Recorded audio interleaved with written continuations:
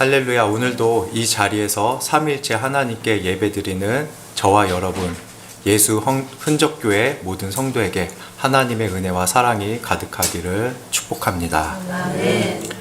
제가 오늘 전하려는 열왕기하 25장 1에서 7절 말씀은 유다 왕국의 마지막 왕 시드기야에 대한 내용입니다. 우리가 본문을 읽었지만 이 내용은 굉장히 절망스러운 내용입니다. 연말에 왜 이런 절망스러운 내용을 전하는가 굉장히 의문이 들 수 있는데요.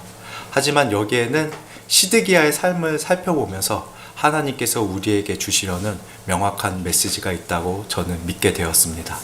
그리고 그 메시지의 핵심은 소망과 사랑입니다. 그러한 하나님의 은혜가 우리 예수흔적교회에 예비되어 있음을 믿기에 저는 이 시간 말씀을 전하려고 합니다. 대부분 아시는 대로 저는 아내와 초등학교 3학년 아들 이렇게 3인 가구로 살고 있습니다. 저와 아내는 대부분의 부부들과 마찬가지로 맞벌이로 생계를 충당하고 있기 때문에 저녁에 먹을 시간이 되면 늘 하는 고민이 오늘 저녁에 무엇을 먹을까입니다. 대부분의 부부가 이것을 참으로 많이 고민하고, 그리고 이것에 대해서 명확한 계획과 이런 것을 갖고 있는 분은 아마 많이 없으실 겁니다. 며칠 전에도 저희 아내가 집에 돌아와서 무엇을 먹을까라고, 저녁에 무엇을 먹을까라고 물어보니 그 말인 즉슨 아내는 밥상을 차리기가 싫다였습니다. 그래서 저는 그럼 배달을 시켜 먹자. 저도 이렇게 몸이 좀 피곤한 상태여서 배달을 시켜 먹자라고 하였는데, 그때 아내가 또 물은 것이 그러면 무엇을 배달을 시킬까 였습니다. 그래서 저는 이런저런 고민을 하다가 이번에는 그러면은 아들인 윤우에게 물어봐서 결정을 하자라고 하였고, 아들에게 물어보니 아들이 치킨이 먹고 싶다고 하였습니다. 그래서 저는 땡땡의 민족 어플을 켜서 거기서 열심히 이제 가게를 찾기 시작했습니다.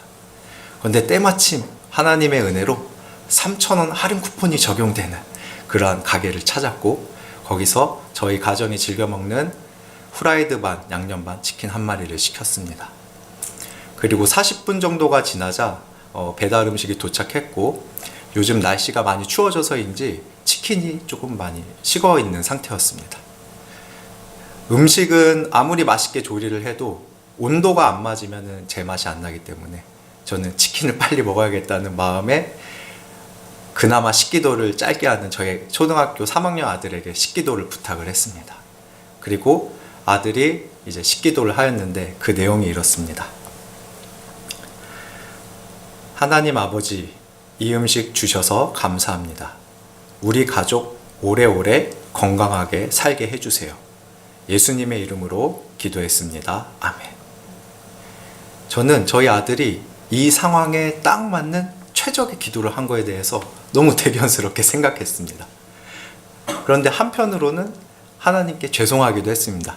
밥 빨리 먹으려고 식기도를 대충 하다니 마음이 참 간사하다 이런 생각도 들었지만, 한편으로는 그 아들의 기도 이후에 음식을 나누면서 또 아들이 초등학교에서 무슨 일이 있었는지, 저희 아내가 직장에서 무슨 일이 있었는지, 제가 오늘 하루를 살아가면서 어떤 일이 있었는지 나누면서 행복하고 즐거운 시간을 보냈습니다.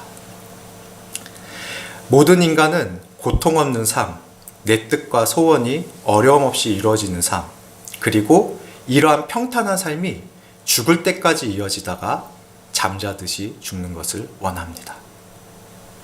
하지만 여기 있는 저와 여러분 모두가 알고 있지만, 우리가 살고 있는 이 지구라는 행성에서 80억 명이 넘는 인간 중에 이 자신이 원하는 뜻대로 모든 것이 이루어지면서 평탄한 삶을 살다가 잠자듯이 죽는 사람은 아무도 없습니다. 정말 아무도 없습니다. 단 한 명도 이 지구에 없습니다. 오늘 본문의 주인공인 시드기야는 주전 597년에서 586년까지 남유다 왕국을 통치한 왕이었습니다. 그는 이전 왕이었던 여호와긴 왕의 삼촌이자 선대 왕인 요시야 왕의 셋째 아들로, 조카인 여호와긴 왕이 바벨론으로 잡혀간 후 바벨론에 의해 세워진 꼭두각시 왕이었습니다. 남유다 왕국의 촛불이 거의 꺼져갈 당시 근대 지방의 최강대국은 바벨론이었습니다. 바벨론은 고고학을 통해 알려진 문서와 유물 등을 통해 잔인하게 이를 데 없는 잔악한 민족으로 알려져 있지만, 사실 그들은 성경에 기록된 예레미야 선지자의 글에 보면 바벨론이 잘나서, 바벨론이 전투를 굉장히 잘해서, 바벨론이 욕망하고 뛰어나서 그들이 최강대국이 된 것이 아니라 하나님으로부터 끊임없이 벗어나는 유다 민족을 심판하기 위해 하나님께서 심판의 도구로 세우셨다는 것을 알 수가 있습니다. 그리고 이 바벨론에 저항하지 않고 항복하는 길만이 유다 백성이 살 수 있는 길임을 하나님은 예레미야 선지자를 통해서 수차례 경고하셨습니다. 구약성경 예레미야 38장 17절에서 18절 말씀입니다. 예레미야가 시드기야에게 이르되 만군의 하나님이신 이스라엘의 하나님 여호와께서 이와 같이 말씀하시되, 내가 만일 바벨론 왕의 고관들에게 항복하면 내 생명이 살겠고 이 성이 불사름을 당하지 아니하겠고 너와 내 가족이 살려니와, 내가 만일 나가서 바벨론 왕의 고관들에게 항복하지 아니하면 이 성이 갈대아인의 손에 넘어가리니 그들이 이 성을 불사를 것이며 너는 그들의 손을 벗어나지 못하리라 하셨나이다. 하지만 21살에 왕이 된 시드기야는 유다가 완전히 멸망하기까지 11년 동안 유다를 다스리면서 바벨론의 영향으로부터 벗어나기 위해 하나님께서 멀리하라고 경고하셨던 모압과 암몬 민족을 가까이 하고 동맹을 맺고, 그리고 친 이집트 정책을 펼치면서 하나님의 뜻에 어긋나는 행동을 하였습니다. 그리고 결정적으로 그의 아버지였던 선대왕 요시야의 길, 성전을 회복하고 우상을 척폐하고 그리고 여호와 신앙 가운데 바로 세우고자 했던 그 바로 자신의 아버지 요시야 왕의 길을 따르지 않고 우상을 섬기며 세상 풍조에 기대서 오히려 하나님의 말씀을 선포하는 예레미야 선지자를 감옥에 가두고 거짓 선지자들의 말에 귀를 기울이며 자신의 뜻대로 무엇인가 해보려고 안간힘을 쓰다가 결국에는 자신의 삶과 그리고 한 국가의 멸망을 맞이하게 되는 장면이 오늘 우리가 읽은 본문의 내용입니다. 바벨론은 시드기야 왕이 예루살렘 성을 함락하기 위해 당대 최고의 공성전 정수 중 하나였던 토성을 쌓았는데, 이는 흙으로 쌓은 것이 아닌 두꺼운 철판으로 만든 높은 망루를 세운 것이었고, 이 높은 망루 위에서 성 안을 향해 수많은 화살을 쏘아서 공격을 했을 것으로 예측되고 있습니다. 지금 우리 현대의 전쟁으로 치면 마치 미사일이 수도 없이 쏟아지는 것과 마찬가지예요. 지금 우리가 세계 곳곳에서 일어나는 전쟁의 참상을 보면 미사일이 떨어지면서 정말 많은 사람이 죽고 그리고 많은 재산, 많은 것들이 파괴되고 있지 않습니까? 예루살렘 성을 둘러싸서 이 공격이 19개월간 이어졌는데, 이 19개월간 이어지는 그런 공성전을 통해서 예루살렘은 처처히 서서히 철저하게 메말라 갔습니다. 예레미야 선지자의 글 예레미야 애가 4장 5절과 8절, 5장 4절에 보면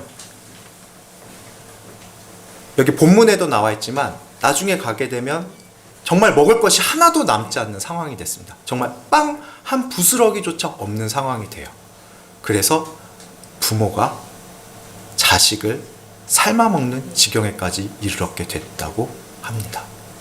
완전히 이성의 끈이 놓아진 것이죠. 너무 굶다 보니, 이런 굶주린 생활이 지속되다 보니.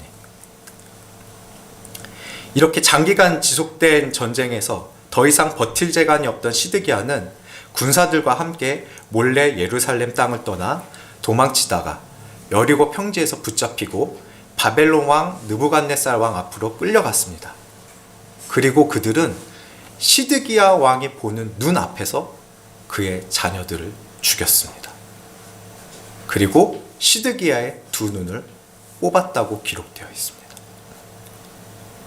이어서 시드기야는 쇠사슬에 결박된 채로 바벨론으로 끌려가면서 유다 왕국은 완전히 마지막을 맞이하게 됩니다. 시드기야가 하나님의 말씀에 순종하거나 전적으로 하나님께 순종하기보다는 자신의 생각, 자신의 의지, 그리고 거짓 예언자들의 말에 귀를 기울이며 세상 풍조를 따라서 살아가다가 맞이한 최후의 모습이었습니다. 구약성경 예레미야 29장 11절 말씀입니다. 여호와의 말씀이니라 너희를 향한 나의 생각을 내가 아나니 평안이요 재앙이 아니라 너희에게 미래와 희망을 주는 것이니라. 오늘 본문의 주인공인 시드기야와 그의 조국인 유다에는 하나님의 심판이 임했습니다. 굉장히 무서운 장면이잖아요. 완전히 삶이 파괴되는 한 인간의 삶, 국가 전체가 멸망하는 굉장히 무서운 모습이잖아요. 그렇다면 하나님께서는 그 강하신 분이 우리 개인의 삶도 이렇게 파괴하실 수 있으신가? 그렇다면 하나님은 우리를 사랑하지 않는 건가? 하나님은 사람의 고통 보는 것을 즐기시는가? 하나님은 심판을 내리시려고 마치 우리가 잘못하면 뭔가 하나님께서 벌하시려고 그렇게 기다리는 분인가? 이러한 생각을 할 수 있는데 방금 읽은 예레미야 29장 11절에서 전혀 그렇지 않습니다. 너희를 향한 나의 생각은 내가 아나니 재앙이 아니다. 평안이다. 그리고 너희 장래에 소망을 주려는 생각이다. 라고 기록되어 있습니다. 그리고 예레미야 애가 3장 33절에는 이렇게 기록되어 있습니다. 주께서 인생으로 고생하며 근심하게 하심이 본심이 아니시로다. 신약성경 로마서 8장 14절에서 16절의 말씀입니다. 무릇 하나님의 영으로 인도함을 받는 사람은 곧 하나님의 아들이라. 너희는 다시 무서워하는 종의 영을 받지 아니하고 양자의 영을 받았으므로 우리가 아빠 아버지라고 부르짖느니라. 성령이 친히 우리의 영과 더불어 우리가 하나님의 자녀인 것을 증거하시나니. 여기 있는 저와 여러분, 아니 이 지구상에 있는 모든 사람은 하나님께서 창조하셨습니다. 하나님께서 창조하신 이 모든 사람을 하나님께서는 그 중에서 특별히 선별하셔서 당신의 자녀 삼으셨습니다. 예수 그리스도를 통하여서 우리의 죄를 사해 주시고 당신의 자녀로 삼아 주셨어요. 그리고 구약성경 이사야 49장 15절에 나오는 말씀인데 여인이 그 어찌 젖먹는 자식을 잊겠으며 자기 태에서 난 아들을 긍휼히 여기지 않겠느냐. 그들은 혹시 잊을지라도 나는 너를 잊지 아니할 것이라. 여인이 자기 태에서 품었다 낳은 자신의 아들을, 자신의 젖을 먹이던 그 아들을 절대 잊을 수 없는 것처럼 하나님은 심지어는 그 부모도 자기 자식이죠도 나는 너희를 절대 잊지 않을 거야. 나는 너희가 고통받는 것을 원하지 않아. 너희가 아픔 가운데 있는 것을 절대 원하지 않아. 이게 나의 본심이야 라고 말씀하고 계시는 겁니다.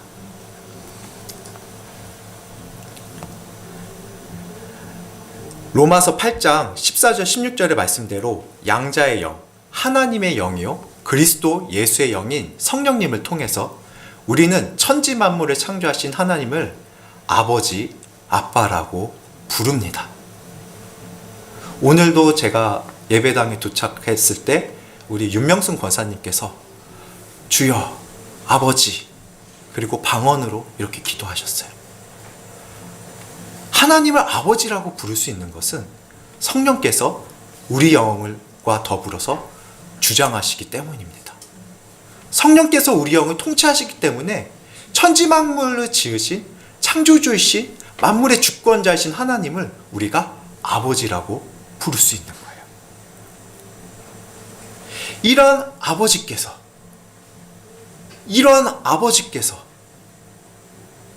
이러한 하나님께서 우리의 고통을 외면하시겠습니까?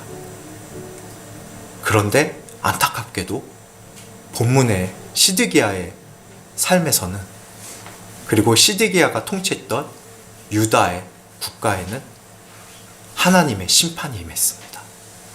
다시 말씀드리지만 하나님께서 심판을 즐겨하셨던 분이 아니라 수차례 경고해도 수백 년간의 하나님의 경고에도, 그리고 그들은 결정적으로 언약 백성이잖아요.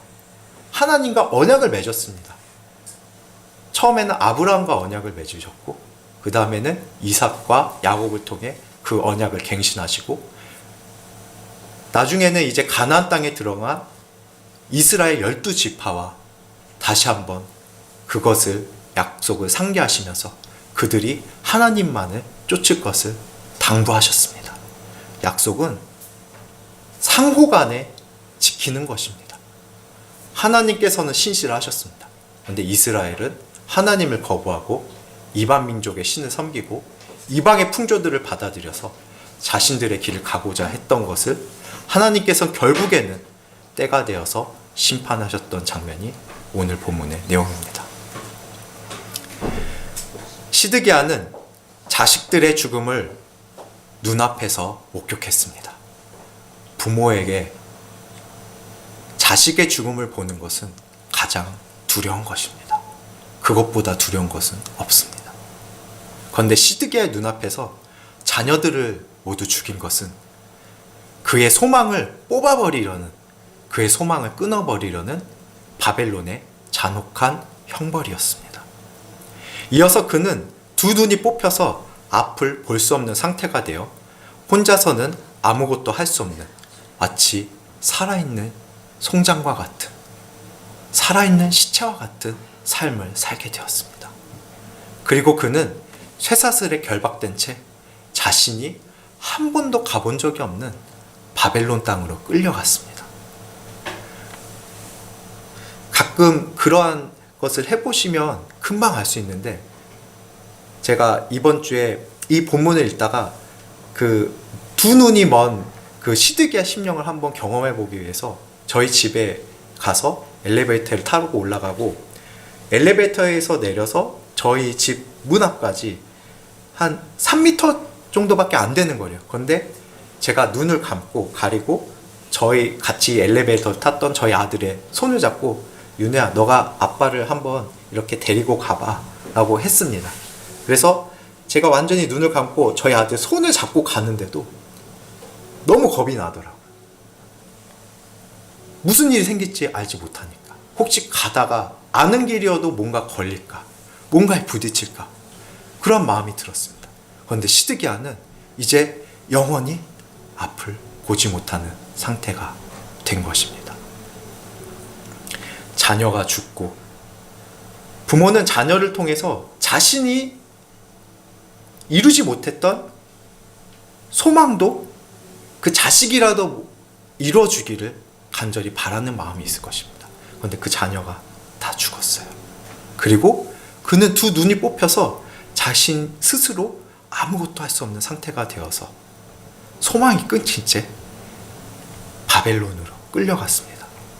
그 끌려가는 여정이 지금처럼 마치 우리는 현 시대에는 이제 만약에 죄를 지어서 감옥에 가게 되면 그 죄수들이 차량으로 이동을 하잖아요.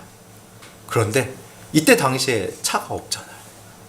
그리고 그나마 이제 이동수단은 말이나 뭐 당나귀, 낙타 등이 있는데 이것을 죄수에게 태우겠습니까? 그냥 쇠사슬을 묶인 채 그냥 끌려가는 거예요.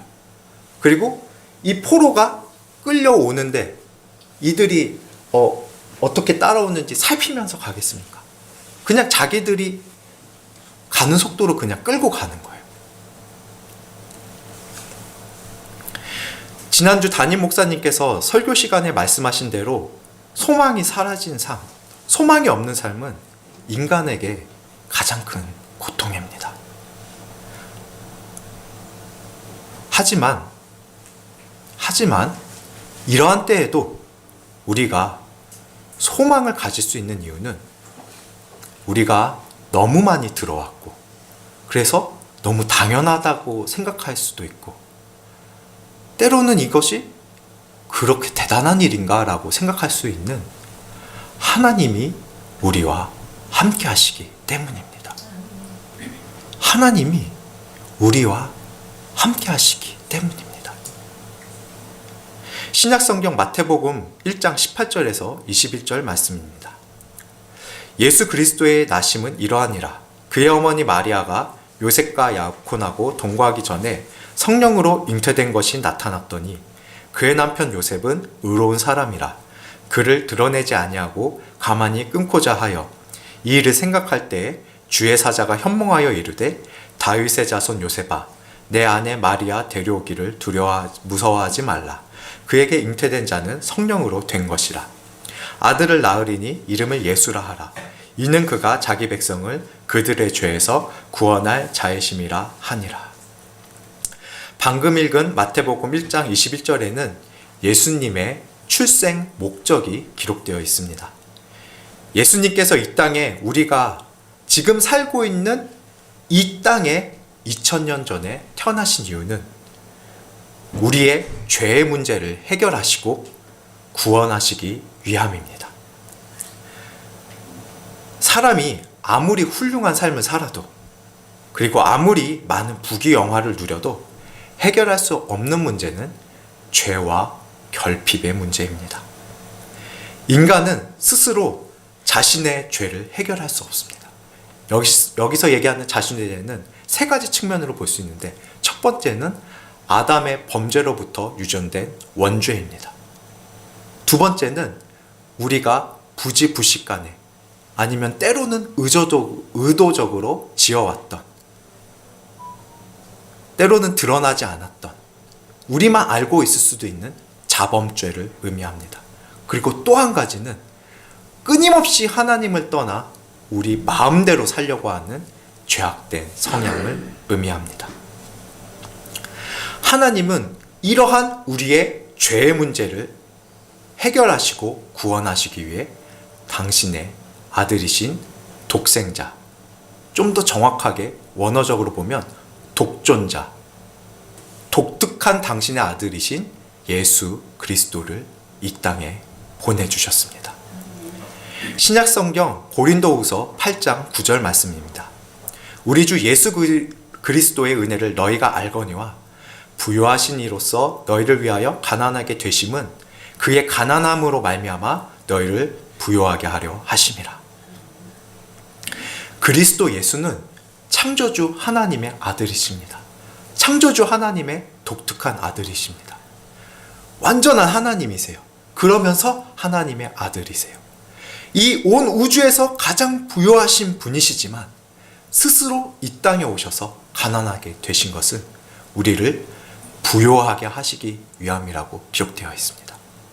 여기서 부요함이라는 것은 하나님의 분복인, 그래서 그 분복으로 우리의 재산이 많아지고 우리가 물질적으로 풍요해지고 이러한 것을 의미하기보다 좀 더 본질적으로는 하나님의 영원한 생명, 하나님의 신적인 삶의 생명 방정식에 참여하는 것을 의미합니다. 그렇다면 여기서 보통 이렇게 설교할 때는 이 얘기가 나와야 돼요. 그렇다면 우리는 어떻게 해야 될 것인가? 하나님께서 너무 좋은 것들을 주셨잖아요. 그러면 우리도 잘 살아야 됩니다. 열심히 신앙생활 해야 됩니다. 라고 얘기를 하는 것이 보통 순서인데 저는 조금 내용을 바꿔보았습니다. 먼저 우리에게 주어질 하나님의 확실한 보상, 하나님이 우리에게 상속해 주실 것을 먼저 우리가 확실히 바라보면 그것에 대해서 분명한 인식이 생기면 우리가 땅의 것에 그렇게 목매지 않지 않을 수 있을까? 목매지 않을 수 있지 않을까? 우리가 하나님을 추구하는 삶이 더욱더 우리의 삶에 더 깊은 기쁨으로 다가오지 않을까라는 마음으로 먼저 요한계시록 22장 1절에서 5절 말씀을 살펴보겠습니다. 제가 읽겠습니다. 또 저가 수정같이 맑은 생명수의 강을 내게 보이니 하나님과 및 어린 양의 보좌로부터 나와서 길 가운데로 흐르더라. 강 좌우에 생명나무가 있어 12가지 열매를 맺되 달마다 그 열매를 맺고 그 나무 잎사귀들은 만국을 치료하기 위하여 있더라. 다시 저주가 없으며 하나님과 어린 양의 보좌가 그 가운데 있으리니 그의 종들이 그를 섬기며 그의 얼굴을 볼 터이요 그의 이름이 그들의 이마에 있으리라. 다시 밤이 없겠고 햇빛과 등불이 쓸데없으니 이는 주 하나님이 저희에게 비추심이라. 저희가 세세토록 왕노릇 하리로다. 방금 읽은 요한계시록 22장 1절에서 2절에 생명수의 강이 나옵니다. 하나님과 어린 양 그리스도의 보좌가 이 생명수 강의 수원지입니다. 하나님으로부터 나오는 생명의 물입니다. 여기서 생명수의 강으로 표현했는데 바다라고 상상하셔도 좋습니다. 바다에 가보면, 저는 처가가 부산이라 명절 때마다 이제 부산에 가는데, 종종 가는데, 거기 부산에서 바다를 보면 정말 망망대해입니다. 끝없이 펼쳐져 있어요. 그런데 이러한 생명수의 강이 하나님과 어린 양의 보좌로부터 흐르기에 이 물은 절대 마르지 않습니다.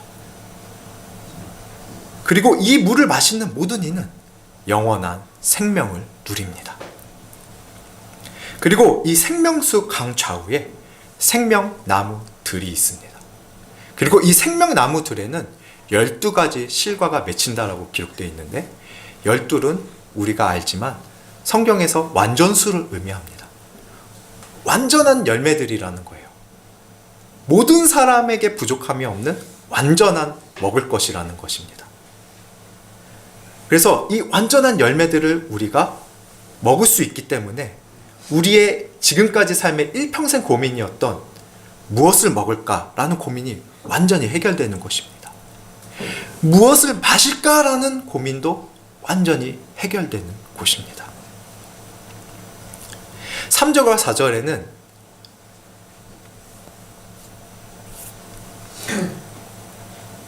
그의 종들이 그를 섬기며 그의 얼굴을 볼 것이라고 얘기합니다. 여기서 그의 종들은 하나님의 신부인, 그리스도 예수의 신부인 하나님의 자녀된 우리를 얘기하는 것입니다. 우리가 직접 하나님을 볼 것이라고 얘기하고 있어요. 고린도전서 13장 12절에 이렇게 기록되었습니다. 우리가 지금은 거울로 보는 것 같이 희미하나 그때는 얼굴과 얼굴을 대하여 볼 것이요, 지금은 내가 부분적으로 아나 그때는 주께서 나를 아신 것 같이 내가 온전히 알리라. 여기서 우리 저 뒤에, 예배당 뒤에 있는 거울이 있는데, 저 거울 보면 되게 잘 보이잖아요.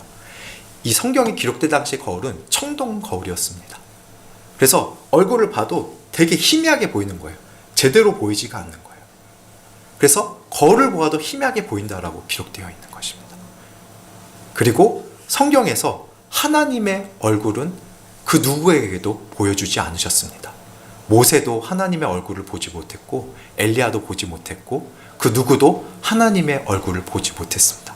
왜냐하면 하나님의 얼굴을 보면 사람이 죽기 때문입니다. 사람이 그 하나님의 영광을 감당하지 못하기 때문이에요. 그런데 우리를 위해서 예비하신 새하늘과 새 땅에 가면 거기서는 하나님을 직접 볼 것이라고 말하고 있습니다. 그리고 뒤에 이어서 나오는 요한계시록 22장 5절에 밤은 고대로부터 두려움과 공포의 상징이었습니다. 지금은 이제 전기가 발명이 되면서 불빛이 나오기 때문에 밤은 더 이상 두려움의 대상이 아닙니다. 하지만 고대 시대로부터 전기가 발명되기 이전까지의 시대 동안에 수천 년의 인류의 역사에서는 밤은 공포와 두려움의 대상이었습니다. 무슨 일이 일어날지 모르기 때문이었어요. 근데 하나님께서 친히 비춰주신다라고 기록되어 있습니다. 그리고 이곳에서 하나님의 자녀들은 하나님의 상속자로서 왕처럼 살게 될 것이라고 말하고 있습니다. 사실 이거 내용을 저도 읽다 보면, 작년부에서도, 그리고 작년부 저희 신앙훈련반에서 나오지만, 야, 이거 소설인가? 사실 이런 생각이 들긴 해요. 너무 좋다고 표현하는 걸로는 너무 부족해서, 하나님께서 예비하신 곳이 이렇게 완벽한 곳인가? 하나님께서 이렇게 좋은 것을 우리에게 예비하셨단 말인가? 정말 믿기지가 않아요. 그런데 성경의 주석들을 보고 설교를 들었을 때 인간의 언어로 그나마 표현한 게 이겁니다. 우리가 상상할 수 있는 가장 좋은 것에 100배, 1000배, 만배, 아니 수를 헤아릴 수 없는 가장 좋은 것이 하나님께서 우리에게 주시려고 예비하신 것들이에요. 그렇다면 사랑하는 예수은적교회 성도 여러분, 저와 여러분은 이제 이 질문을 하겠습니다. 앞으로 어떻게 살아가야 하겠습니까? 2025년은 이제 거의 다 끝났고 앞으로 2026년 그 이후에 하나님께서 우리를 부르실 때까지의 이 지상에서의 삶이 남아있는데 우리는 어떻게 살아가야 하겠습니까? 저와 여러분은 현재 무엇에 집중하고 있습니까? 하나님입니까? 아니면 눈에 보이는 세상의 것들입니까? 나를 향하신 하나님의 뜻입니까? 아니면 나의 목적입니까? 우리가 하나님을 믿는다 하면서도 세상의 것들에만 몰입하면 살아계신 하나님을 경험하지 못하고 우리의 신앙은 성장하기 어렵습니다. 사실 여기서 말하는 세상의 것들이란 눈에 보이는 것들에 의존하는 습관과 경향을 의미합니다. 눈에 보이는 것에 의존하는 습관과 경향. 그런데 이것이 바뀌어지지 않으면 우리의 신앙은 자라기 어렵습니다. 2025년 한 해를 살아오면서 저와 여러분의 신앙은 얼만큼 자랐습니까? 믿음은 얼마나 더 깊어졌습니까? 그리고 그로 인해 하나님 사랑과 이웃 사랑은 더 쉬워지고 있을까요? 이렇게 좋은 새로운 예배당을 우리에게 주신, 우리를 이곳으로 오게 하신 하나님의 뜻과 목적과 계획이 있을 것입니다. 그런데 우리가 바뀌어지지 않으면 이 하나님의 뜻은 저절로 이루어지지 않습니다. 이 예배당이 사람들을 끌어모으는 것이 아닙니다. 좋은 음향장치가 주님께로 아직 주님을 알지 못하는 영혼들을 이끌어 올 수 없습니다. 그것이 도구가 될 수는 있어도 하나님의 교회인 저와 여러분, 우리 모두가 더 바뀌지 않으면, 더 신앙이 깊어지지 않으면, 더 사랑으로 연합되지 않으면 하나님의 뜻과 계획은 우리 가운데 온전히 이루어지기 어렵습니다. 그래서 저와 여러분은 더 하나님을 향해서 전심으로 나아가야 합니다. 그리고 이렇게 신앙이 성장하며 교회가 하나 되며 교회가 성장하며 그리스도 예수의 복음이 전파되면서 누리는 유익은, 이 땅에서 우리가 누리는 유익은 우리의 재산에 물질이 풍요로워지고 계좌에 잔고가 가득 차고 이러한 것도 있으면 좋겠지만 이것은 하나님께서 주실 수도 있고 안 주실 수도 있습니다. 그런데 분명한 것은 하나님의 나라가, 그리고 하나님이 희미하지만 좀 더 분명하게, 조금씩 더 선명하게 보일 것입니다. 그리고 그 보이는 만큼 우리의 신앙은 더 깊어지고 뜨거워질 것입니다. 많은 믿음의 선배들이 이렇게 살아왔어요. 그리고 이것을 무엇보다 간절히 원하시고 이것을 우리가 해내갈 수 있도록, 이러한 삶을 살아갈 수 있도록 모든 지원을 아끼지 아니하시려고 준비하신 분은 우리 아버지 하나님이십니다. 우리보다 하나님께서 훨씬 더 이것을 간절히 원하세요. 그래서 우리가 하나님께 우리의 삶을 맡기면, 하나님께 우리의 삶의 우선순위들을 조정하면 하나님께서 반드시 우리를 통해 이루시고자 하시는, 우리 예수은족교회 공동체를 통해 이루시고자 하시는 하나님의 뜻을 이루어 주실 것입니다. 아멘. 그리고 우리는 그러한 하나님의 뜻이 나의 삶을 통해, 우리의 삶을 통해, 우리의 공동체를 통해 이루어지는 큰 기쁨을 누리는 영광을 맛볼 것입니다. 아멘. 마지막으로 제가 성경 구절 3군데를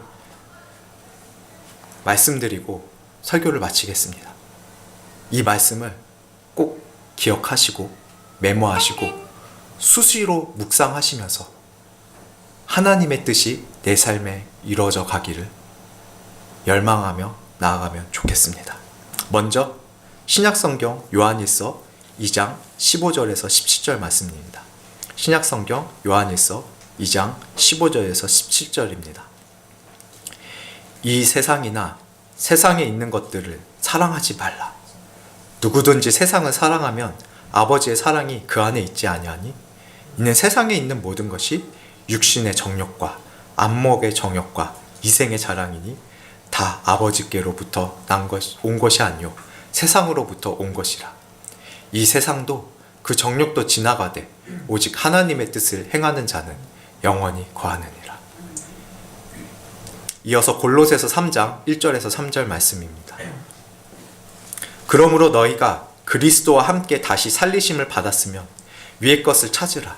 거기는 그리스도께서 하나님 우편에 앉아 계시느니라. 위의 것을 생각하고 땅의 것을 생각지 말라. 이는 너희가 죽었고 너희 생명이 그리스도와 함께 하나님 안에 감추었음이니라. 마지막으로 구약성경 예레미야 29장 12절 13절 말씀입니다. 너희가 내게 부르짖으며 내게 와서 기도하면 내가 너희들의 기도를 들을 것이요 너희가 전심으로 나를 찾고 찾으면 나를 만나리라. 아멘. 기도하겠습니다.